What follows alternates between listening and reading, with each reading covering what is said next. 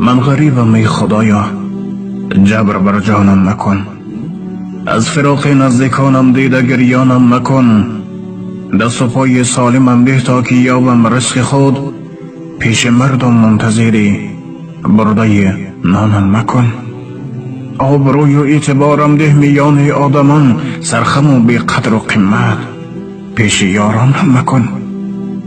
ناکسان از بی ایمانی قلب آدم بشکنند، پیش ناکس مظلوم و محتاج و نالانم مکن. تو به هر فرزند من آداب و انصافش بده، در دم پیری من در کوچه سرسانم مکن. دارم امیدی کلان از رحمتت پروردگار، ای خدا هیچگاه جدا از دین و ایمانم مکن. من غریبم ای خدایا، جبر بر جانم مکن. از فراق نزدیکانم دیده گریانم مکن. دست و پای سالمم ده تا که یابم رزق خود. پیش مردم منتظری برده نانم مکن.